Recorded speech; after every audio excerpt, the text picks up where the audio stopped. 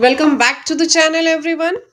आज हम देखेंगे कि अगर कोई भी पर्सन जो है वो एक्सपायर हो जाता है और उसके एक्सपायर होने के बाद उसकी जो आईटीआर है वो कौन फाइल करेगा? उसका आईटीआर फाइल करेगा उसका लीगल हायर।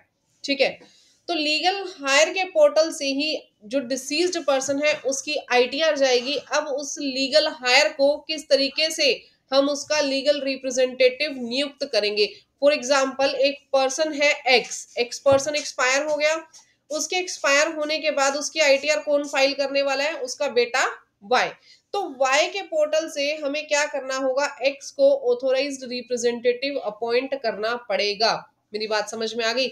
हमें उसके बेटे के पोर्टल से उस पर्सन का ऑथोराइज्ड रिप्रेजेंटेटिव उसे नियुक्त करना पड़ेगा। अब मैंने ये किसका पोर्टल खोला है? मैंने उस पर्सन का पोर्टल खोला है जिसे मुझे ऑथोराइज्ड रिप्रेजेंटेटिव नियुक्त करना है। क्लियर?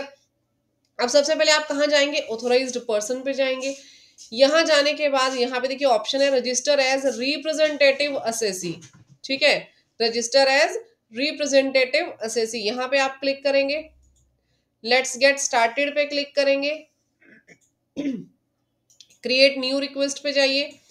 यहां जाने के बाद ये कह रहे हैं किस वजह से आप उसको ऑथोराइज्ड रिप्रेजेंटेटिव आप अपने आप को बनाना चाहते हैं? As a court of wards, deceased legal heir. हमारे केस में हमने किस लिए हायर करना है इसको? डिसीज्ड लीगल हायर की वजह से।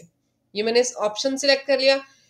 अब यहाँ पे मुझे डिसीज्ड पर्सन के कुछ एक डॉक्यूमेंट्स जो है वो एंटर करने हैं, जैसे उसका पैन कार्ड, उसकी डेट ऑफ डेथ कब की है, रीजन फॉर रजिस्ट्रेशन, यहाँ पे आपको रीजन बता देना है। ठीक है, क्या आपको अपील फाइल करनी है या फिर कोई भी आपने सर्विस रिक्वेस्ट की है रिफंड री इशू के लिए, उसके लिए आपको इस पहले आपका कोई रिफंड था, वो रिफंड अभी तक नहीं आया है और अब आपको रिफंड री इशू रिक्वेस्ट डालनी है तो वो भी यहीं से जाएगी, ध्यान रखिएगा। ठीक है, filing return of income from which the period in which the deceased was alive, यानी जब वो जिंदा था उस टाइम की पीरियड ऑफ टाइम की हमें आईटीआर फाइल करनी है। क्लियर? तो आपने यहाँ पे क्लिक कर देना है। डिटेल्स देनी है आपको लीगल हायर की कि कितने सर्वाइविंग मेंबर हैं उस लीगल हायर के। ठीक है, ये डिसीज्ड की बैंक अकाउंट की डिटेल्स आ जाएंगी यहाँ पे। आपने उसके बाद क्या करना है? पैन कार्ड जो है डिसीज्ड का वो अटैच कर देना है, डेथ सर्टिफिकेट, और यहाँ पे आपको ध्यान रखिएगा एक प्रूफ देना जरूरी है कि जो लीगल हायर है, आप जो भी पर्सन है आप उसके लीगल हायर अपॉइंट हो रहे हैं, तो जो लीगल हायर अपॉइंट हो रहा है उसको कुछ ना कुछ प्रूफ देना पड़ेगा जहां पे उसने उसको नॉमिनेशन दे रखा हो। जैसे कि हम अपने बैंक अकाउंट में नॉमिनेशन कर देते हैं किसी भी पर्सन का, that can also be a proof. तो बैंक आपको एक सर्टिफिकेट बना करके देगा कि इसने आपको नॉमिनेट किया हुआ था।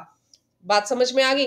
तो बैंक है, म्यूचुअल फंड्स हैं, या फिर कोई भी आपने इंश्योरेंस करवाया हुआ है उसमें नॉमिनेशन दिया हुआ है किसी पर्सन ने सामने वाले का, तो इस तरीके का कुछ भी आप उसमें अटैच कर देंगे। क्लियर?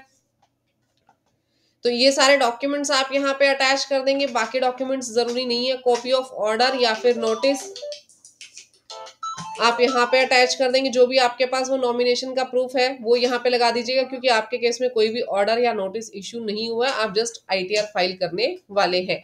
ये सब लगाने के बाद हम कंटिन्यू के बटन पे क्लिक करेंगे।